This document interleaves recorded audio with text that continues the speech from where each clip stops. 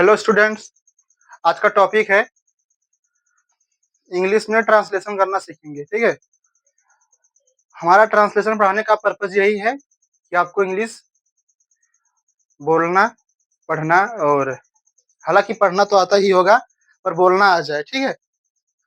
आपको इंग्लिश बोलना ही हमारा लक्ष्य है कि आप इंग्लिश बोलना सीख जाएं, इसलिए हम आपको पढ़ाएंगे ट्रांसलेशन।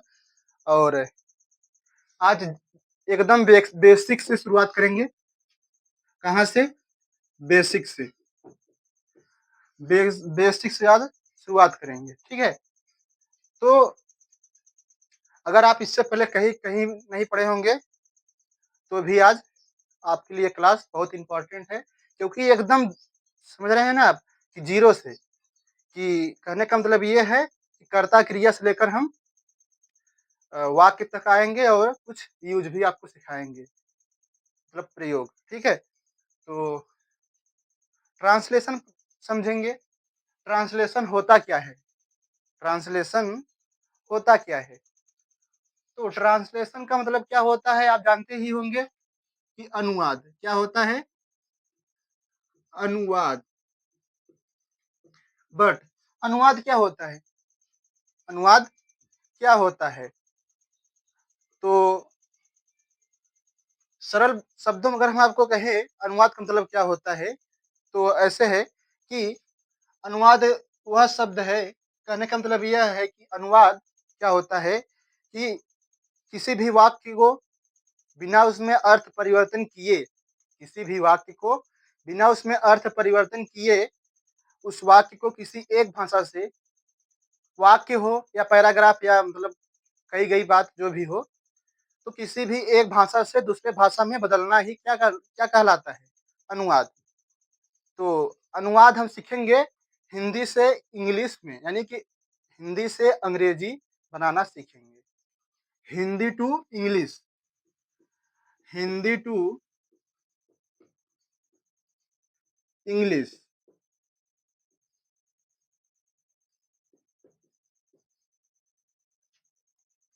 है ना? Hindi to English. तो पहले समझेंगे कि हिंदी में वाक्य कैसे होते हैं, है ना? तो हिंदी में पहले मान लीजिए हैं कि एक वाक्य क्या है, जैसे कि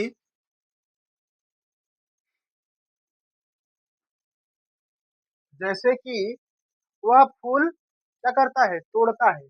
वह फूल, वह फूल, वह फूल तोड़ता है। क्या करता है? तोड़ता है। पहले समझेंगे कि वाक्य कैसे बनता है। ठीक है। हिंदी में कैसे वाक्य बनता है। जैसे कि क्या है, पहले हिंदी में एक वाक्य देख रहे हैं कि क्या है कि वह फूल तोड़ता है। तो इसमें हम ये समझेंगे कि कर्ता क्या होता है, क्रिया क्या होती है और ऑब्जेक्ट क्या होता है। तो कर्ता क्रिया कर्म, ऑब्जेक्ट मतलब होता है कर्म। कर्ता क्रिया कर्म पहचान ही क्या है आपका? इंग्लिश, किसी भी वाक्य को इंग्लिश में बनाने के लिए आपको ये पहचान आवश्यक है। ठीक है। जब जब भी आप इंग्लिश में ट्रांसलेशन करना सीखेंगे, क्या सीखेंगे? ट्रांसलेशन यानी कि अनुवाद। हिंदी से इंग्लिश में जब भी आप ट्रांसलेट करेंगे किसी भी वाक्य को, तो आपको क्या आना चाहिए? पहले ये मालूम होना चाहिए कि इसमें कर्ता क्या है, इसमें कर्ता क्या है और कर्म क्या है, क्रिया क्या है। ठीक है। और फिर उसके बाद आता है वाक्य किस काल में है। ठीक है।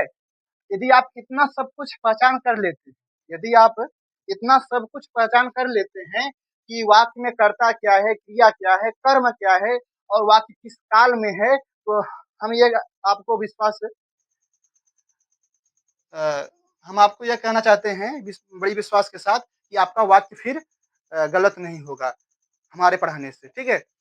या आप कहीं भी पढ़े होंगे, उससे पहले आपको क्या मालूम होना चाहिए कि वाक्य में कर्ता, क्रिया और कर्म क्या है और वाक्य किस काल में है। फिर उसके अनुसार आप वाक्य वाक्य को क्या करते हैं?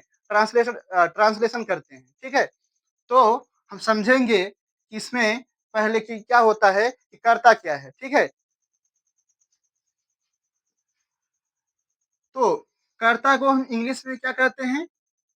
किसी भी वाक्य को ट्रांसलेशन करने से पहले हम कुछ बातों को ध्यान देंगे कि इसमें कर्ता क्या है, क्रिया क्या है और कर्म क्या है। बार-बार हम आपको यही बात बता रहे हैं कि आप समझिएगा कि कर्ता क्या है और क्रिया क्या है, कर्म क्या है, ठीक है? तो कर्ता मतलब क्या होता है? कर्ता। कर्ता क्या होता है? कर्ता को हम कहते हैं इंग्लिश में सब्जेक्ट। क्या कहते हैं? सब्जेक्ट, है ना? एक-एक बात को बड़ी ध्यान से सुनने का प्रयास कीजिएगा, ठीक है?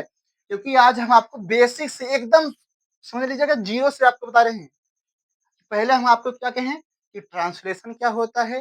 ट्रांसलेशन का अर्थ मतलब क्या होता है? अनुवाद होता है, अनुवाद किसे कहते हैं? ये हमने आपको बताया और फिर बता रहे हैं कि हिंदी से इंग्लिश में अनुवाद करना आपको सिखा रहे हैं। और हमारा पर्पज़ ये है कि आप इंग्लिश बोलना सीख जाएँ, बस यही पर्पज़ है और बाकी कुछ भी नहीं। या देखो क्या होता है कि इंग्लिश पढ़ाना या फिर पढ़ना बात अलग है, लेकिन इंग्लिश बोलना आपको ये बात अलग है, ठीक है? कि इंग्लिश पढ़ना और पढ़ाना ये दोनों बात क्या है? बिल्कुल डिफरेंट है, ठीक है?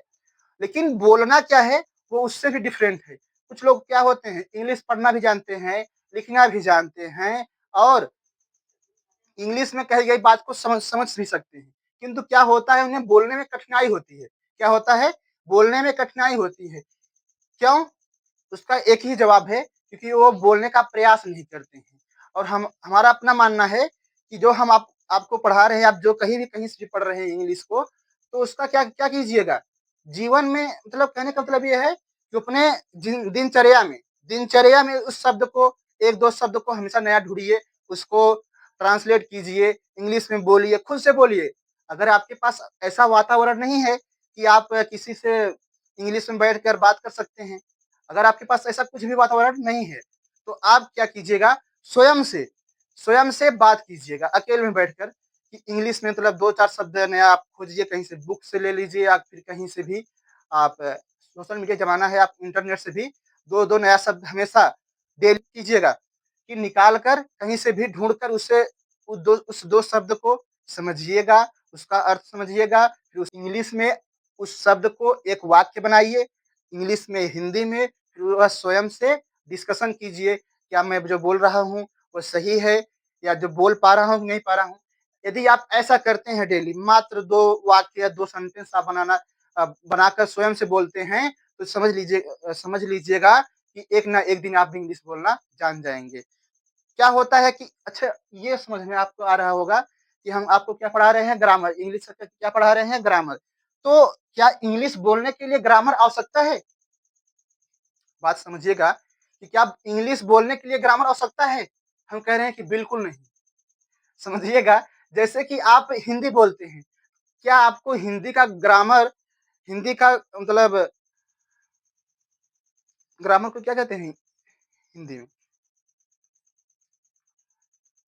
तो क्या आपको हिंदी में जो ग्रामर आपको क्या होता है कि आपको समझ में मतलब आपको याद होता है, पता होता है कि विशेषण किसे कहते हैं, संज्ञा किसे कहते हैं, सर्वनाम किसे कहते हैं या फिर कह लीजिएगा कि समास या रस, अलंकार, छंद ये सब आपको पता होता है? मैक्सिमम लोगों को नहीं पता होता है। फिर भी फिर भी हिंदी में बात कर लेते हैं। क्यों? क्योंकि उनकी प्रैक्टिस है हिंदी में बोलने की। बचपन से ही हिंदी में बोलते चले आ रहे हैं। उनका वातावरण ही क्या है? हिंदी है। हालाँकि हिंदी में भी कई भाषाएँ बोली जाती हैं, किंतु क्या है कि जिस वातावरण में वो ढल रहे हैं, पल रहे हैं, उसी उसी वातावरण के अनुसार वो क्या करते हैं, उस वातावरण में जो भी भाषाएँ बोली जाती है, उस क्षेत्रीय भाषा को क्या क्या कर लेते हैं, एडॉप्ट कर लेते हैं, यानी कि ग्रहण कर लेते हैं और फिर उसी भाषा में बात करते हैं।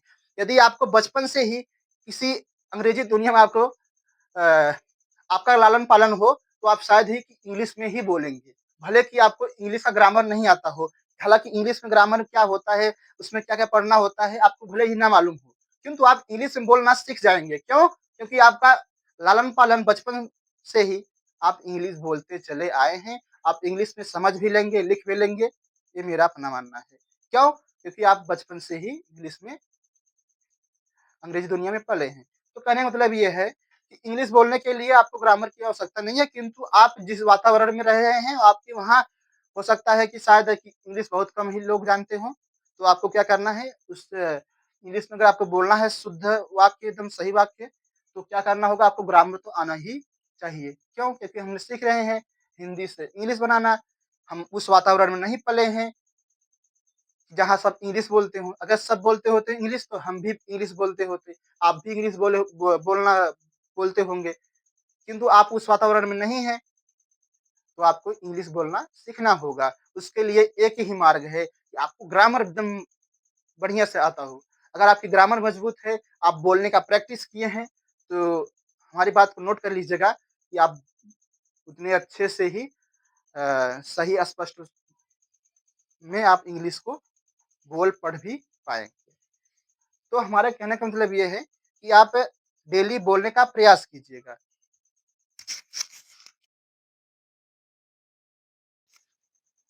हाँ, तो कह रहे हैं ये कि जो हिंदी का जो क्या होता है, व्याकरण होता है। ग्रामर का मतलब क्या होता है? व्याकरण। तो आपको हिंदी में व्याकरण आपको मालूम होता है? नहीं मालूम होता है। फिर भी आप हिंदी एकदम सूटेबल, कहने का मतलब ये है कि आप एकदम सही स्पष्ट भाषा में बोल लेते हैं और समझ भी लेते हैं। कहने का मतलब ये है कि चलिए हम अपने टॉपिक पर आते हैं। आप क्या कीजिएगा, जो भी पढ़ा रहे हैं, कुछ भी नया मत कीजिए। अगर आप शुरू से समझना चाहते हैं इंग्लिश को कैसे बोला जाए, तो इस आप सही वीडियो में आके आप देख रहे हैं। तो आप क्या कीजिएगा, जो भी मैं पढ़ा रहा हूँ और जो भी वाक्य दे रहा हूँ, उस उस वाक्य को मतलब ट्रांसलेशन कीजिए, वर्क कीजिए घर पर और उसे बोलने का प्रयास कीजिए। अपने दिनचर्या में, अपने रोज़मर्रा के जीवन में क्या क्या कीजिएगा, उस शब्द को अप्लाई कीजिए, उस वाक्य को अप्लाई कीजिए। देखना, एक दिन ऐसा आएगा कि आप स्वयं इंग्लिश से एक अच्छे इंग्लिश के क्या हो जाएँगे, इंग्लिश भाषा में एक अच्छा आप इंग्लिश भाषा को बोलना सीख जाएँगे। आप इंग्लिश में बातें-चीतें आराम से कर सकते हैं किसी से। क्या है कि इंग्लिश सीखना इसलिए आवश्यक है, बोलना इसलिए आवश्यक है क्योंकि क्या होता है कि आप मैक्सिमम दुनिया में, कहने का मतलब ये है मैक्सिमम देशों में अगर आप इंग्लिश बोलते हैं तो क्या कर सकते हैं, घूम सकते हैं, किसी से बातचीत कर सकते हैं, है ना? चूँकि है और तमाम देशों में भी इंग्लिश भाषा के लोग समझते हैं, तो इसलिए इंग्लिश को सीखना आवश्यक है। हालाँकि अब आते हैं अपने टॉपिक पर। तो सब्जेक्ट मतलब क्या होता है? कर्ता। सब्जेक्ट मतलब क्या होता है? कर्ता। तो कर्ता किसे कहते हैं? इसको समझिएगा। कर्ता किसे कहते हैं? वाक्य में जो काम करे, समझिएगा। वाक्य में जो काम करे, वही कर्ता है। क्या है? वाक्य में जो काम करे, है ना? वाक्य में जो क्या करे? यानी कि वर्क करे। समझ में आया? वही क्या है? कर्ता है। वाक्य में जो काम करे वही क्या है? कर्ता है। और क्रिया क्या है? क्रिया। क्रिया मतलब वह होता है कर्ता के द्वारा, कर्ता के द्वारा जो भी कार्य किया जाता है, वही तो क्रिया है ना? कर्ता के द्वारा जो भी वर्क किया जाता है, वही क्या होता है? जो भी काम किया जाता है, वही क्या है हमारा? क्रिया है। क्रिया मतलब वर्ब। क्या है? वर्ब। ठीक है? कर्ता के द्वारा जो भी काम किया जाता है, वही क्या है? क्रिया। यहाँ पर कर्ता क्या है? कर्ता वर्क मतलब यानी कि काम करता है। जो वाक्य में, समझिएगा, जो वाक्य में वर्क करे, यानी कि काम करे। समझ में आया? वाक्य में जो काम करे, है ना? वाक्य में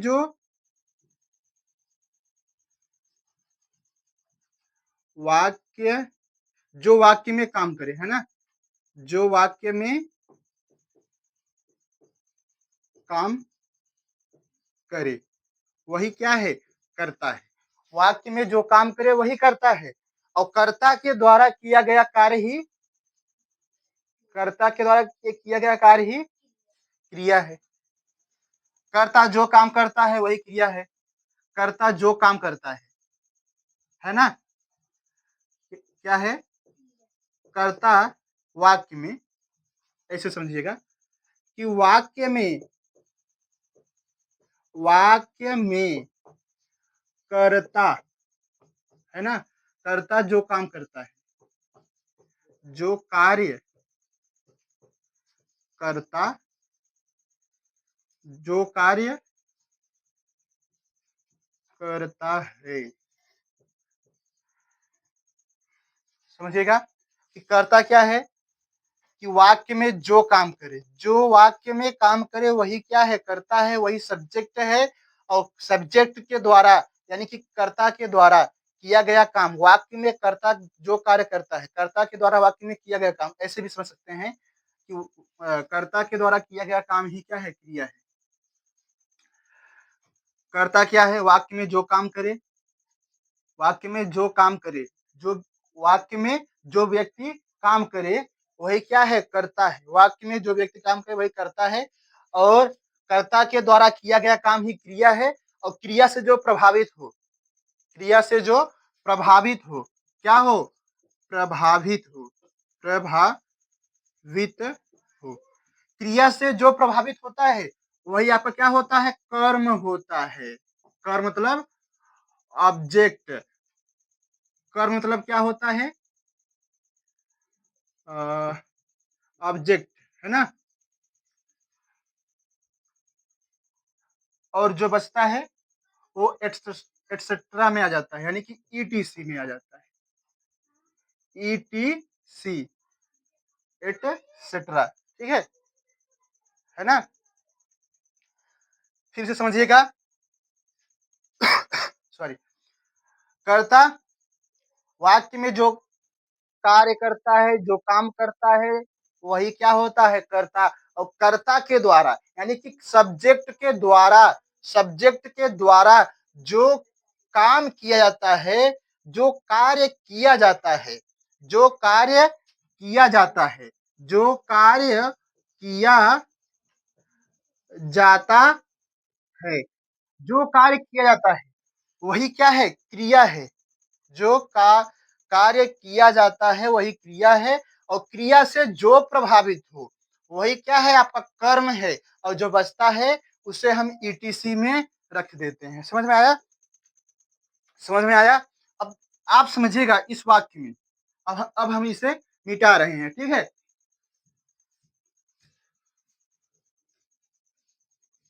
अब इसमें समझिएगा कि कर्ता क्या है, क्रिया क्या है, कर्म क्या है ना। एकदम बेसिक से पढ़ा रहे हैं आपको। अब देखो, वह फूल तोड़ता है, कौन फूल तोड़ता है, वह फूल तोड़ता है। तो आपका यहाँ पर काम करने वाला कौन पर्सन है, वह है, क्या है, वह है, वह ही क्या है, सब्जेक्ट, वह ही क्या है, सब्जेक्ट। हमने क्या बताया, वाक्य में जो काम करे, तो वह फूल तोड़ता है, कौन फूल तोड़ता है, वह फूल तोड़ता है, तो वह क्या हुआ, सब्जेक्ट है, क्या है, सब्जेक्ट है। और कर्ता के द्वारा किया गया काम ही क्रिया है, वह क्या करता है, तोड़ता है, तोड़ना क्या है, क्रिया है। समझ में आया, समझ में आया। हमने क्या बताया कि सब्जेक्ट क्या होता है, जो वाक्य में काम करे। तो वाक्य में कौन काम कर रहा है, फूल तोड़ रहा है, तो कौन तोड़ रहा है, फूल, भाई वह तोड़ रहा है, तो वह क्या हुआ, सब्जेक्ट हुआ। अब सब्जेक्ट क्या कर रहा है, तोड़ने का काम कर रहा है, ठीक है। तो तोड़ना क्या हुआ, क्रिया हो गया, है ना। तोड़ रहा है तो किसको तोड़ रहा है ना। तोड़ रहा है तो किसको तोड़ रहा है भाई, फूल को तोड़ रहा है ना, किसी व्यक्ति को नहीं, है ना। तो यहाँ पर क्रिया क्या है, तोड़ना है। तोड़ने से कौन प्रभावित हो रहा है भाई, फूल प्रभावित हो रहा है भाई, तोड़ तो रहा है, किसको तोड़ रहा है, फूल को तोड़ रहा है। तो फूल क्या हुआ, यहाँ पर आपका क्या हुआ, ऑब्जेक्ट हुआ, क्या हुआ, ऑब्जेक्ट हुआ। और ये क्या है, वर्ब है। समझ में आया। एक बार और समझते हैं किसी और एग्जाम्पल से, है ना। वह फूल तोड़ता है, वह सब्जेक्ट हुआ, ऑब्जेक्ट फूल हुआ, क्रिया क्या हुआ, वर्ब हुआ। अब फिर एक एग्जाम्पल और, ठीक है। एक दूसरा एग्जाम्पल ले लेते हैं कि क्या, कि जैसे मान लीजिए मैं एक पत्र लिखता हूं, है ना, मैं एक पत्र लिखता हूं। समझिएगा, समझिएगा कि क्या क्या कह रहा हूं, कि मैं एक पत्र लिखता हूं, मैं एक पत्र लिखता हूं। मैं एक पत्र लिखता हूँ। मैं एक पत्र लिखता हूँ। अब समझिएगा कि इसमें काम कौन कर रहा है, कौन पत्र लिख रहा है। जब भी आपको सब्जेक्ट पहचाना हो तो उसमें कब, कहाँ, क्यों, कैसे लगा के देख लीजिए कि भाई काम कौन कर रहा है।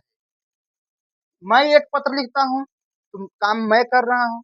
मैं एक पत्र लिखता हूँ, यहाँ पर मैं क्या हुआ, आपका सब्जेक्ट हुआ। क्या हुआ, सब्जेक्ट हुआ, है ना। अब मैं क्या करता हूँ, मैं क्या करता हूँ, मैं तो भाई लिखता हूँ। लिखना ही मेरा क्या है, क्रिया है। करता हूँ तो क्या करता हूँ, लिखता हूँ। तो आपका क्या हुआ, वर्ब, यानी कि क्रिया। अब क्या लिखता हूँ, है ना, क्या लिखता हूँ भाई, लिख रहा हूँ एक पत्र। क्या कर रहा हूँ, पत्र। तो लिखने से कौन प्रभावित हो रहा है, पत्र प्रभावित हो रहा है, पत्र प्रभावित हो रहा है ना। समझ में आ रहा है कि मैं एक पत्र लिखता हूँ। इसमें काम कौन कर रहा है भाई, काम कौन कर रहा है, कौन पत्र लिख रहा है, मैं, यानी कि सब्जेक्ट क्या हुआ, मैं, ठीक है। फिर मैं क्या कर रहा हूँ, पत्र लिख रहा हूँ। तो लिखना हमारा क्या हुआ, काम हुआ। क्या कर रहा हूँ, लिख रहा हूँ, तो काम क्या हुआ, लिखना। और यही क्या हुआ, क्रिया हो गया, ठीक है। अब लिख रहा हूं तो क्या लिख रहा हूं, एक लेटर लिख रहा हूं, पत्र लिख रहा हूं। तो पत्र लिखने से कौन प्रभावित हो रहा है, पत्र। तो पत्र क्या हुआ, पत्र आपका क्या हुआ, ऑब्जेक्ट हुआ। क्या हुआ, ऑब्जेक्ट हुआ। समझ में आ रहा है, कर्ता क्रिया कर्म का पहचान करना सीख गए। ओके, फिर ये देखो, अब हम आते हैं वाक्य में। अब उम्मीद होगा कि, मुझे उम्मीद है कि आप अब कर्ता क्रिया कर्म का पहचान करना सीख गए होंगे। अब हम आगे बढ़ते हैं, अब समझते हैं कि वाक्य कैसे बनता है ना, हिंदी में, इंग्लिश में। अभी तो मैं इसमें आपको पहचान करना सिखा रहा था कि सब्जेक्ट क्या होता है, वर्ब क्या होता है और ऑब्जेक्ट क्या होता है, यानी कि कैसे वाक्य में ऑब्जेक्ट को पहचाना जाता है और सब्जेक्ट को पहचाना जाता है और वर्ब को पहचाना जाता है। आपने ये सीख लिया। अब समझते हैं कि हिंदी में वाक्य कैसे बनता है और इंग्लिश में वाक्य कैसे बनता है। आपको सिखाकर ही हम छोड़ेंगे, ये बात नोट कर लीजिएगा। बस आप क्लास के अंत तक बने रहिएगा, है ना। अब देखिए, वाक्य जो हिंदी में वाक्य होता है, एस ई ओ वी आता है ना। एस ई ओ वी आता है। यस का मतलब क्या हो गया सर, यस का मतलब क्या हो गया मेरे भाइयों, यस का मतलब क्या हो गया, यस का मतलब क्या हो गया, सब्जेक्ट। ध्यान दीजिएगा बच्चों, यस का मतलब क्या हो गया, सब्जेक्ट। ई का मतलब क्या हो गया, ईटीसी, यानी कि एटसेट्रा, है ना, यानी कि जो अदर चीज बचता है, ठीक है। ओ मतलब क्या हो गया, ऑब्जेक्ट, है ना। ओ मतलब क्या हो गया, ऑब्जेक्ट। और वी मतलब क्या हो गया, वर्ब। क्या हो गया, verb, V E R V, है ना। देखिएगा, हिंदी में, ये हिंदी में आता है, किसमें आता है, हिंदी में। हिंदी में जब वाक्य बनता है तो पहले सब्जेक्ट आता है, फिर ईटीसी आता है, फिर ऑब्जेक्ट आता है, फिर क्रिया अंत में होता है। जैसे कि यही वाक्य लिख लेते हैं, मैं एक पत्र लिखता हूँ। क्या करता हूँ, लिखता हूँ, है ना। अब देखिएगा, मैं एक पत्र लिखता हूँ, मैं एक पत्र लिखता हूँ। अब देखिएगा, पहले क्या आया, सब्जेक्ट, है ना, क्या आया, सब्जेक्ट। और फिर क्या आता है, ई। अगर ई नहीं है, ई मतलब ईटीसी नहीं है, तो ओ आएगा। ओ मतलब ऑब्जेक्ट। ऑब्जेक्ट क्या है यहाँ पर? ऑब्जेक्ट क्या है आपका यहाँ पर? ऑब्जेक्ट है एक पत्र, है ना? ये क्या हो गया? ऑब्जेक्ट हो गया आपका, है ना? ये आपका सब्जेक्ट। अब लिखना आपको क्या कहा था? आपको लिखना क्या मैंने बताया था? क्या है ये? क्रिया है। क्या है? क्रिया, यानी कि वर्ब। अगर ई नहीं आता है तो ओ आएगा, ओ नहीं आता है तो बी आएगा। कहने का मतलब ये है हिंदी में वाक्य ऐसे बनते हैं, पहले एस आता है, ई आता है, ओ आता है, बी आता है। इंग्लिश में क्या होता है? इंग्लिश में क्या होता है? इंग्लिश में सिंपल। इंग्लिश में जब भी वाक्य बनाया जाता है, ये कॉमन बात है, याद रखना। इंग्लिश में इंग्लिश इंग्लिश में क्या आता है? यस तो अपने स्थान पर क्या रहता है? स्थापित रहता है। और बाकी ये जो है, इसे चेंज कर लिया जाता है। इसे चेंज कर लिया जाता है। कैसे? ई O we. E O B को ऐसे पलट दीजिए तो वी ओ ई आएगा, है ना? वी ओ ई आएगा।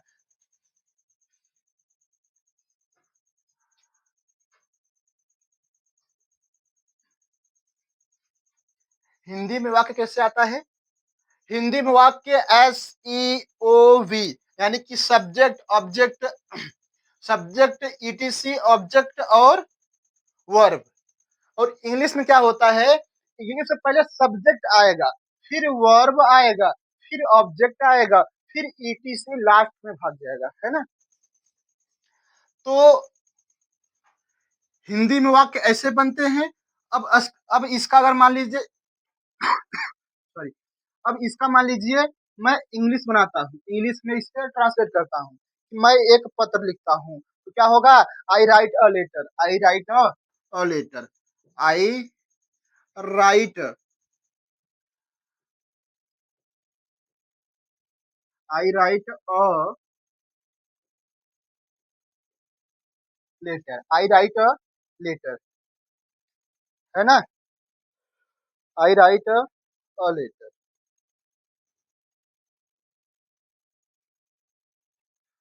आई राइट अ लेटर।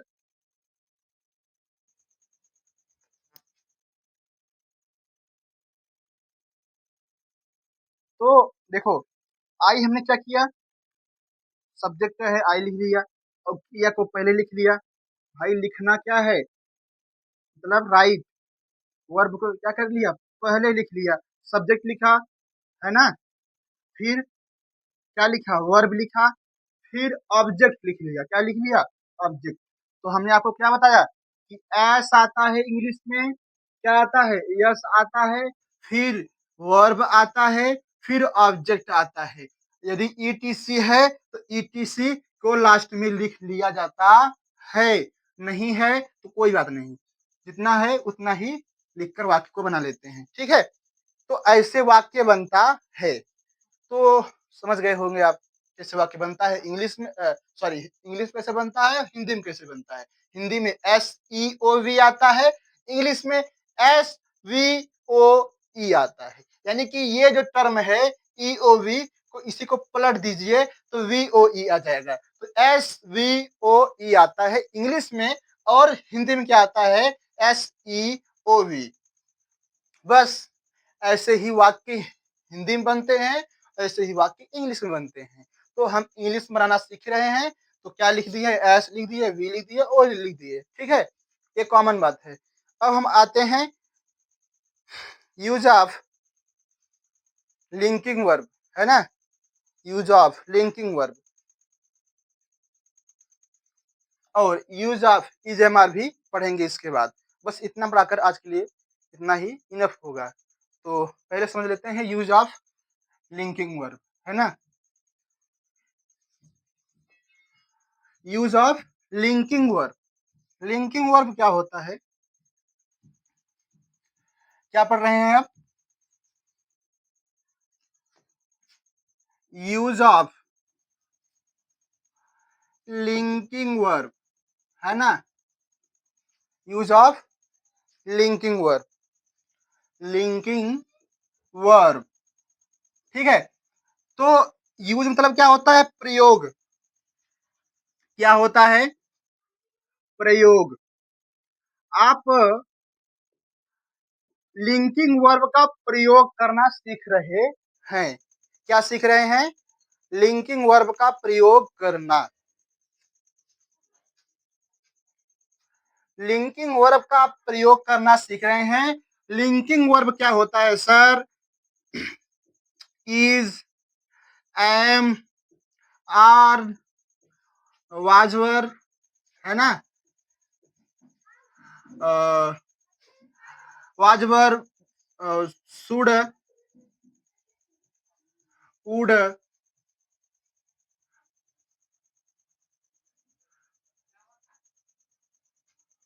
शुड, है ना, यही आप क्या है आपका, यही आपका क्या है, लिंकिंग वर्ब है। इज या एम या आर या इज या एम या आर या वाज या वर या शुड या वुड है, ये WOULD है ना। या क्या हो सकता है, या क्या हो सकता है, विल या सेल, है ना, या और क्या हो सकता है, विल या सेल या हैज, हैव, हैड, क्या हो सकता है, हैज, हैव, हैज, हैव या हैड, ETC और जो भी सहायक क्रिया है। लिंकिंग वर्ब को क्या क्या कहते हैं, लिंकिंग वर्ब को और क्या कहते हैं, इसका दूसरा नाम है सहायक क्रिया, सहायक क्रिया, है ना, यानी कि हेल्पिंग वर्ब, हेल्पिंग वर्ब, सहायक क्रिया, ठीक है। तो इसका प्रयोग करना हम सीखेंगे। ऐसे वाक्य जिसमें क्या होता है कि निश्चित, पहले समझिएगा कि यूज ऑफ लिंकिंग वर्ब, इसका प्रयोग कब होता है ना। तो ऐसे वाक्य जिसमें क्या होता है, जिसमें निश्चित कर्ता या निश्चित क्रिया नहीं होती है,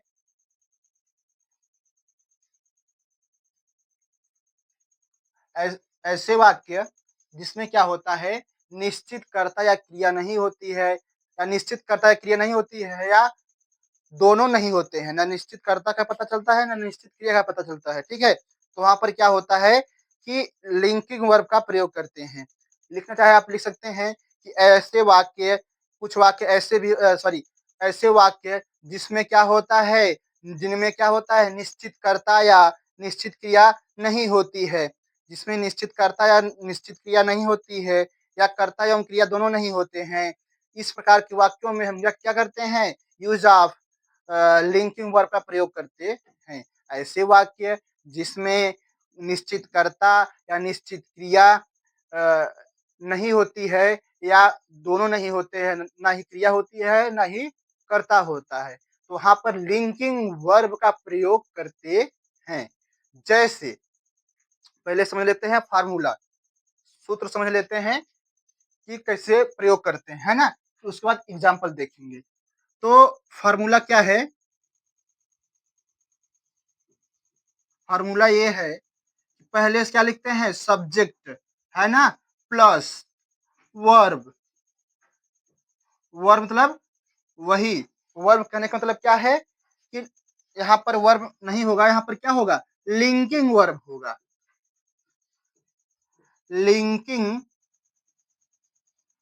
लिंकिंग वर्ब होगा, है ना, प्लस कॉम्प्लीमेंट,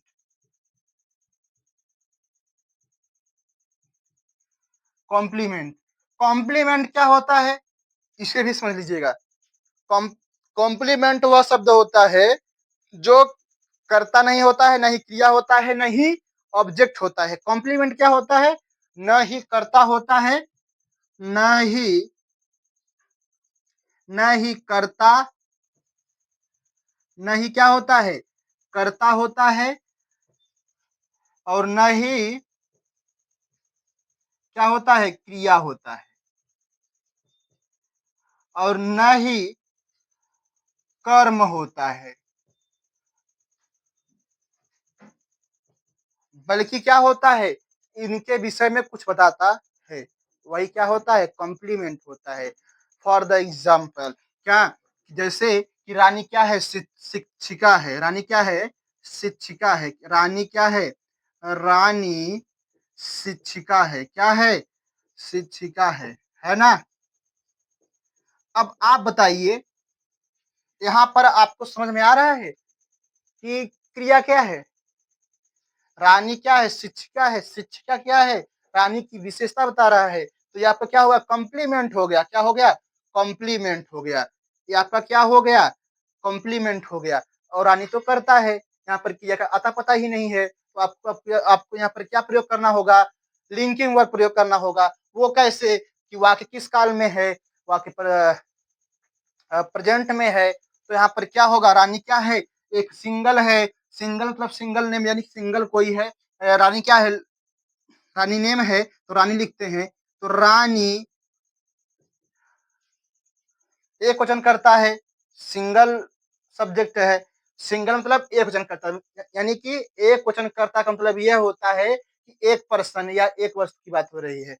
बहुवचन करता मतलब यह होता है एक से अधिक, है ना। तो यहाँ पर रानी क्या है, सिंगल है, एक वचन करता है, तो सिंगल के साथ क्या होगा, एक वचन सिंगल सब्जेक्ट के साथ क्या होगा, इज का प्रयोग होगा, है ना। अब अभी हम आपको सिखाएंगे use of is am are, घबराइएगा नहीं, पर समझने का प्रयास कीजिएगा कि यहाँ पर क्या होगा, तो लिंकिंग वर्ब का प्रयोग कैसे हो रहा है ना, लिंकिंग वर्ब का प्रयोग कैसे हो रहा है ये समझिएगा, कि यहाँ पर क्या है, क्रिया का कोई मतलब क्रिया यहाँ पर है ही नहीं, आपको दिख रहा है क्रिया, रानी क्या है, शिक्षिका है, तो रानी के विषय में शिक्षिका क्या बता रही है, रानी क्या है, शिक्षिका है, शिक्षिका जो है, शिक्षिका जो वर्ड है, ये रानी की विशेषता बता रही है ना, तो विशेषता बता रहा है, तो इसका मतलब क्या हुआ, शिक्षिका क्या हुआ, कॉम्प्लीमेंट हो गया। कॉम्प्लीमेंट का मतलब यह होता है कि जो सब्जेक्ट वर्ब ऑब्जेक्ट के विषय में कुछ बताता है वही कॉम्प्लीमेंट होता है। तो यहाँ पर क्या है, शिक्षिका यानी कि शिक्षिका को इंग्लिश में क्या कहते हैं, टीचर, यानी कि रानी इज रानी इज टीचर, है ना, कि रानी क्या है, एक शिक्षिका है, रानी इज अ टीचर, है ना। अब देखो यहाँ पर टीचर क्या है सर, टीचर क्या है बच्चों, टीचर का मतलब ये है कि टीचर क्या है, आपका कॉम्प्लीमेंट है, कॉम्प्लीमेंट है, टीचर क्या है, कॉम्प्लीमेंट है, टीचर क्या है, कॉम्प्लीमेंट है, कि जो रानी के विषय में बता रहा है ना, जो रानी के विषय में बता रहा है। तो आपको समझ में आ गया होगा कि कैसे प्रयोग किया जा रहा है, कैसे प्रयोग किया जा रहा है लिंकिंग वर्ब का। अब एक एग्जांपल और देख लेते हैं कि वह बहुत दयालु है, वह बहुत दयालु है, फार्मूला को ध्यान में रखिएगा, है ना, वह बहुत दयालु है, वह बहुत ही दयालु है, क्या है, बहुत दयालु है, क्या है, दयालु है। तो अब देखिएगा यहाँ पर वह क्या है, सब्जेक्ट है, और बहुत दयालु है, यह वह की विशेषता बता रही है, वह क्या है, बहुत दयालु है, तो जो बहुत दयालु वर्ड है, ये क्या हुआ आपका, कॉम्प्लीमेंट हुआ, क्या हुआ, कॉम्प्लीमेंट हुआ, कैसे, कि यह सब्जेक्ट ना तो सब्जेक्ट है, ना ही ऑब्जेक्ट है, ना ही क्या है, वर्ब है, बल्कि इन तीनों की किसी सब्जेक्ट या वर्ब या ऑब्जेक्ट का क्या करता है, कॉम्प्लीमेंट विशेषता बताता है। तो यहाँ पर यह जो बहुत दयालु है जो शब्द है, यह वह की विशेषता बता रहा है। किसकी विशेषता? वह की विशेषता बता रहा है। क्या बता रहा है? विशेषता। तो इसलिए क्या हुआ? बहुत दयालु जो वर्ड है ये क्या हुआ? कॉम्प्लीमेंट हुआ। तो कहने का मतलब ये है कि इसमें क्या है? क्रिया का अता पता नहीं है, क्रिया कहाँ है। तो यहाँ पर क्या प्रयोग होगा? यूज ऑफ लिंकिंग वर्ब, यानी कि सहायक क्रिया या हेल्पिंग वर्ब जिसे कहते हैं, इसमें से कोई प्रयोग होगा। तो यहाँ पर क्या है? प्रेजेंट, प्रेजेंट मतलब टेंस में है, यानी कि वर्तमान काल में है। तो यहाँ पर ही के साथ क्या होगा? ही क्या है? एक वचन करता है, ही के साथ क्या क्या प्रयोग होगा? इज का प्रयोग होगा, है ना। बहुत ही दयालु है। क्या है? बहुत ही दयालु है। कहने का मतलब क्या है? Very generous. क्या है? वेरी जनरस, है ना। वह बहुत दयालु है। तो इस तरह से हम लिंकिंग वर्ब का प्रयोग करते हैं जब या तो कर्ता का पता ना हो या तो निश्चित क्रिया का पता ना हो या दोनों का पता ना हो। तो वहां पर क्या प्रयोग करेंगे? लिंकिंग वर्ब का प्रयोग करेंगे। अब हम सीखते हैं use of is am are. ठीक है, बस यही लास्ट टॉपिक है। उसके बाद फिर हम अगले क्लास में सीखेंगे। ठीक है, तो use of is am are, है ना, यानी कि इज एम आर का प्रयोग, इज एम आर का प्रयोग सीखेंगे। Use of is am are, use of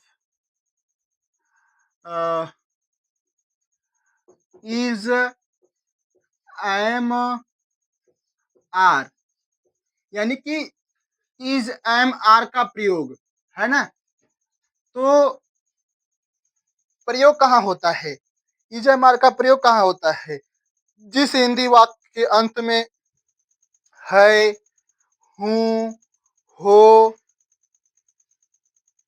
ना, जिस हिंदी वाक्य क्रिया के अंत में है, हूँ, हो शब्द आता है, जिस हिंदी वाक्य के अंत में, जिस हिंदी वाक्य के अंत में है, हूँ, हो क्या कहता है, हूँ, हो शब्द आता है, जिस हिंदी वाक्य के अंत में है, हूँ, हो आता है। ठीक है, तो वहां पर क्या प्रयोग होगा? वहां पर प्रयोग होगा इज एम आर का। वहां पर प्रयोग क्या होगा? इज एम आर का। तो हम लिख लिख दे रहे हैं कि है, हु, हो आदि वाक्य के अंत में आता है। आदि वाक्य के क्या क्या होता है? वाक्य के अंत में आता है ना।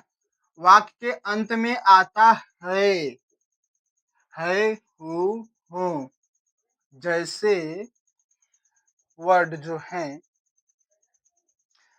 हूँ, हो, ठीक है, के लिए हम किसका प्रयोग करते हैं? Is am are. समझ में आया? तो अब यदि क्या होता है, ही, सी, इट या सिंगल नेम, सिंगल नेम, ठीक है, या सिंगल वस्तु, ठीक है, या सिंगल सब्जेक्ट कर लेते हैं इसके स्थान पर, सिंगल सब्जेक्ट के लिए हम किसका प्रयोग करते हैं? इज का प्रयोग। और जो आई है ये क्या है? अपने लिए पर्सनल क्रिया को रखता है। पर्सनल क्रिया मतलब कि आई के साथ सदैव क्या होता है? एम का प्रयोग होता है ना। आई के साथ सदैव एम का प्रयोग होता है। ये अपने साथ जब भी आता है तो ये क्या लेकर आता है? एम लेकर आता है। जब ये अपने साथ एम क्रिया को लेकर आता है। समझ में आया? और अदर अदर प्लूरल सब्जेक्ट के साथ,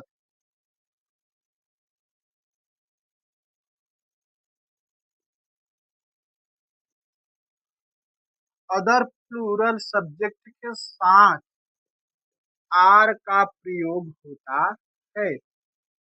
किसका प्रयोग होता है सर? आर का प्रयोग। समझ में आया? किसका प्रयोग होता है? आर का प्रयोग। अदर प्लूरल सब्जेक्ट यानी कि बहुवचन करता, एक से जब अधिक कोई भी वस्तु या व्यक्ति जो भी हो, एक से एक वचन करता के, यानी कि एक व्यक्ति या वस्तु के सिवा उससे यानी कि अधिक व्यक्ति या वस्तु होते हैं जो सब्जेक्ट के रूप में होंगे, तो वहां पर आर का प्रयोग होगा, है ना। अब हम बात कर लेते हैं स्ट्रक्चर की। जब भी है, हूं, हो जैसे वाक्य के अंत में आते हैं, तो वहां पर यूज ऑफ इजमर का प्रयोग होता है और आई के साथ क्या होता है? सदैव एम आता है। अब हम पहले इसमें हम क्या बनाएंगे? Formula subject plus, subject plus क्या आएगा? Is am are plus complement, is am are, is am are plus complement. Complement तो समझ रहे हैं आप? फिर आपको हम याद दिला रहे हैं कॉम्प्लीमेंट का मतलब क्या होता है। कॉम्प्लीमेंट का मतलब क्या होता है सीख लीजिएगा कि जो कर्ता, कॉम्प्लीमेंट का मतलब सीख लीजिएगा कि जो कर्ता या क्रिया या कर्म का विशेषता, यानी कि सब्जेक्ट वर्ब प्लस सब्जेक्ट या वर्ब या ऑब्जेक्ट का विशेषता बताता है, वही आपका क्या होता है? कॉम्प्लीमेंट होता है। तो जैसे एक वाक्य ले लेते हैं कि तुम बुद्धिमान हो, तुम क्या हो? बुद्धिमान हो, तुम क्या हो? बुद्धिमान हो, तुम बुद्धिमान हो, बुद्धिमान हो, है ना। यहाँ पर क्या शब्द आया? हो। पहचान तो यही है, आइडेंटिफिकेशन, यानी कि यूज का प्रयोग कब किया जाता है? तो पहचान क्या है, हूं, हो जब वाक्य के अंत में आता है, तो क्या आ रहा है यहाँ पर? हो। तो क्या होगा? इज एम आर का प्रयोग होगा। तो यू क्या है? यू क्या है? वाई ओ यू, यानी कि तुम के लिए यू सब्जेक्ट है। तो सब्जेक्ट क्या है? देखो, वो देखो वाक्य में क्या होता है? जो काम करता है, वाक्य में कौन काम कर रहा है? तुम बुद्धिमान हो, तो तुम क्या है? सब्जेक्ट है। और इसके बाद क्या है?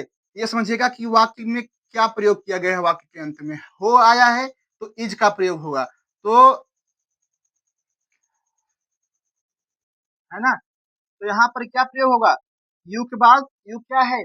बहुवचन करता है, ठीक है। तो यहाँ पर यू के साथ क्या होगा? आर का प्रयोग होगा, है ना।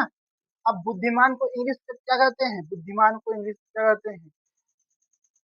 वाइज या इंटेलिजेंट। तो हम क्या लिखते हैं? यू आर वाइज, है ना। तो इस तरह से हम प्रयोग करते हैं यूज ऑफ इजेमर का। अब एक वाक्य और ले लेते हैं। पिताजी बीमार हैं। क्या है?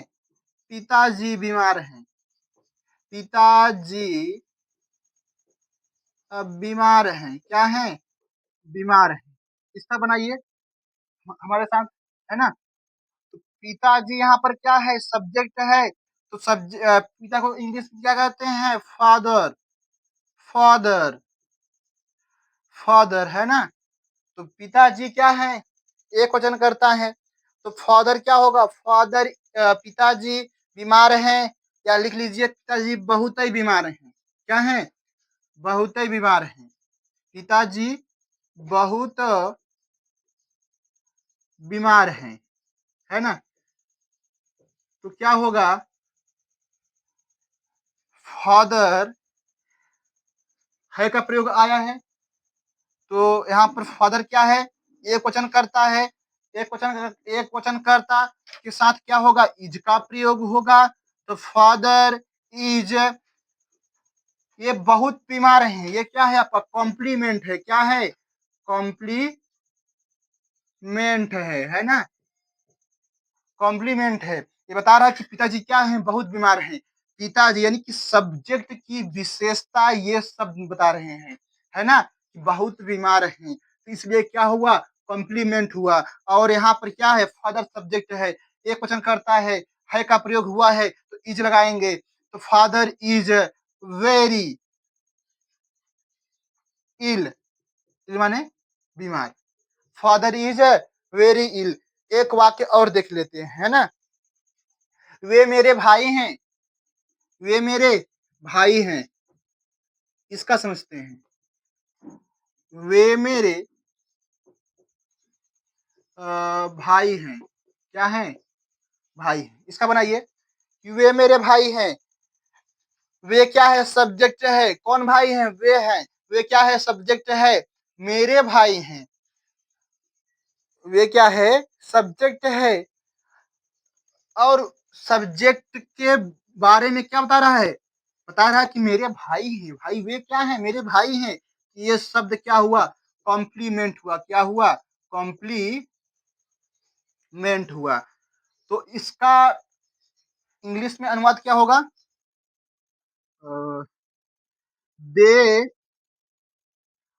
दे क्या है, वे मतलब वे क्या होगा, बहुवचन करता होगा, क्या होगा, बहुवचन करता, तो वे के साथ क्या प्रयोग होगा, आर का। अब आप कैसे जानेंगे कि वे क्या है, बहुवचन करता है, तो हमने आपको बताया था कि ही सी इट नेम या पर्सन या कोई वस्तु एक वचन कर्ता के साथ इज का प्रयोग होगा, और आई के साथ एम का प्रयोग होगा, और बाकी सब के साथ क्या प्रयोग होगा, दे का आर का प्रयोग होगा, सॉरी, आर का प्रयोग होगा, तो दे आर क्या होगा, यहाँ पर क्या है, मेरे, मेरे का मतलब इंग्लिश क्या होता है, my, they are my brother, they are my brother, है ना, इस तरह से इसका भी हो गया। छोटी छोटी चीज से आप एक दिन बड़े बड़े वाक्य भी ट्रांसलेशन करना सीख जाएंगे, इसलिए एकदम छोटे छोटे वाक्य को हम आपको सिखा रहे हैं प्रयोग के साथ, मतलब यूज के साथ, कि आप बनाना सीख जाएं, है ना, फिर उसके बाद फिर आगे हम बात करेंगे। तो इस तरह से ये हो गया, और आज के लिए इतना ही, मुझे उम्मीद है आपको समझ में आ गया होगा। हाँ, आपको कुछ वर्क दे देते हैं, जैसे कि मैं एक अभिनेता हूँ, क्या है, मैं एक अभिनेता हूँ, इसका आप बनाने का प्रयास कीजिएगा, है ना, सीता एक अभिनेत्री है, सीता एक सीता एक अभिनेत्री है ना। एक एग्जाम्पल और दे रहे हैं आपके लिए, आप इसे बनाने का प्रयास कीजिएगा। गीता, गीता क्या है, गीता एक गरीब लड़की है, गीता एक गरीब लड़की है, बहुत सिंपल है, आप बनाने का प्रयास कीजिए, करेंगे तो अवश्य ही आप बना पाएंगे, बहुत सिंपल है। सीता एक गरीब लड़की है, यहाँ पर गीता है, गीता एक गरीब लड़की है, सीता एक अभिनेत्री है, मैं एक अभिनेता हूँ, है ना। और क्या कीजिएगा, इन सभी वाक्यों, इन सब यानी कि use of is am are से संबंधित दो चार वाक्य अपने मन से बनाना, और उसको दिनचर्या में यूज करना, या फिर कहीं मतलब अकेले में खुद से उसे मतलब बातें करना इंग्लिश में, है ना, इससे आपको क्या होगा, प्रैक्टिस होगा। तो आज के लिए इतना ही, मिलते हैं नेक्स्ट क्लास में, बहुत बहुत धन्यवाद।